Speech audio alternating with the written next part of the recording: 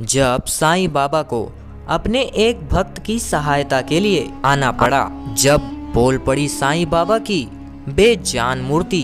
भक्तों, आज हम आप सभी के लिए एक ऐसी सच्ची घटना लेकर आए हैं जिसे सुनकर आपको अपने साईं भक्ति पर गर्व होगा। साईं बाबा का एक ऐसा चमत्कार जो नास्तिक को भी बना दे आस्तिक। तो दोस्तों, कथा शुरू करने से पहले सच्ची श्रद्धा के साथ कमेंट बॉक्स पर ओम साईं राम जरूर लिखिएगा।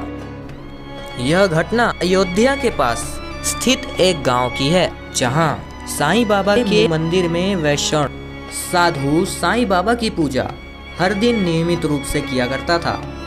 वो साधु बाबा साईं बाबा का परम भक्त था। रोज सुबह साईं बाबा को नहलाने से लेकर भोग लगाने से लेकर हर प्रकार की सेवा रात तक वह पुजारी जी अपने तन मन से करते थे। उनका एक नियम था कि वह तीनों संध्या में साईं बाबा का चालीसा का पाठ किया करते थे। एक दिन उन्होंने साईं जयंती के अवसर पर विशाल भंडारे का आयोजन किया, परंतु उस दिन वह सेवा कार्य में इतने व्यस्त हो गए कि साईं चालीसा का पाठ उस दिन उनके हाथों से छूट गया। किंतु बाबा जी ने सारे कार्य संपन्न करने के बाद और बहुत थके होने के बावजूद रात के समय अपना पाठ पूरा किया। पाठ के कारण ही उस दिन वह मंदिर का गेट लगाना भी भूल गए। वहीं 3 चोर घात लगाकर बैठे हुए थे। उन्होंने सोचा मंदिर में आज भंडारा था और जरूर बहुत अच्छा चढ़ावा आया होगा और मंदिर का गेट भी आज खुला हुआ दिख रहा है, तो इससे बढ़िया मौका मंदिर को लूटने का नहीं मिलेगा।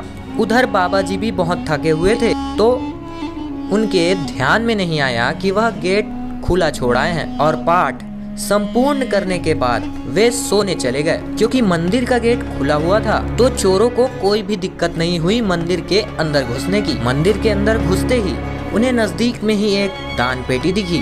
उन्होंने तुरंत उसे तोड़ उसमें से कुछ पैसे निकाल लिए। लगभग 1500-1600 रुपए उसमें से निकाल लिए, जो कि भंडारे में चढ़ाया गया था। उसके बाद उनकी नजर साईं बाबा की मूर्ति के ऊपर पड़ी। उन्होंने देखा कि साईं बाबा की मूर्ति के ऊपर छत्र मुकुट चांदी का बना हुआ है और बहुत ही मजबूती से लगाया हुआ है। उन्होंने अपना पूरा जोर लगाकर साईं बाबा की मूर्ति से उस चांदी की मुकुट को उतार लिया। अब चोरों ने सोचा कि मंदिर में भंडारा तो बहुत विशाल हुआ था, परंतु हमें उस हिसाब से माल तो कुछ मिला ही नहीं।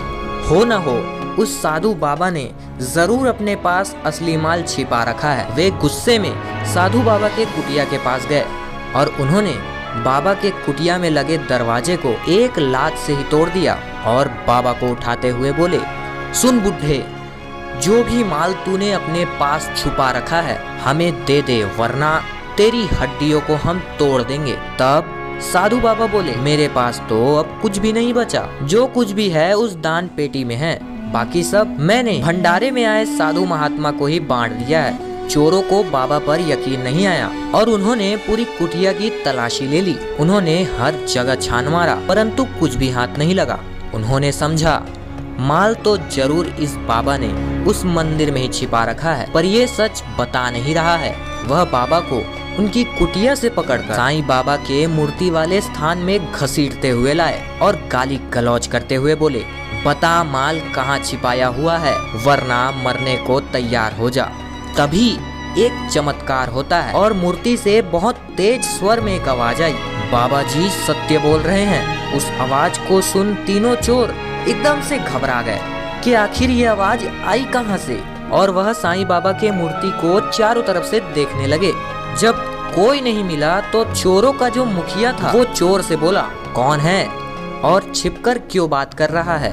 तभी दोबारा एक तेज आवाज आई, जिसका तुम लोगों ने मुकुट और छत्र उतारा है, मैं वही बोल रहा हूँ। और उसी समय चोर के गाल पर एक अदृश्य चमाटा बहुत तेजी से पड़ा। मुखिया चोर जमीन पर बहुत तेजी से गिर पड़ा और बेहोश हो गया। साईं बाबा के इस चमत्कार को देख साधु बाबा की आंखें छलक पड़ी और वे भाव विभोर होकर साईं बाबा के चरणों में गिर पड़े। बाकी 2 चोर तो बहुत ही भयभीत ढंग से डर जाते हैं कि कहीं उन्हें भी थप्पड़ ना पड़ जाए। वे भी साईं बाबा के चरणों पर गिर जाते हैं और गिड़गिड़ाते हुए बोलते हैं, हे साईं बाबा, हम दूसरी धर्म से हैं, इसलिए हम आपको पहले नहीं मानते थे। हमारे द्वारा किए गए इस अपराध के लिए हम क्षमा प्रार्थी हैं, हमें माफ कर दीजिए। आज से और अभी से हम यह कार्य हमेशा के लिए छोड़ देंगे।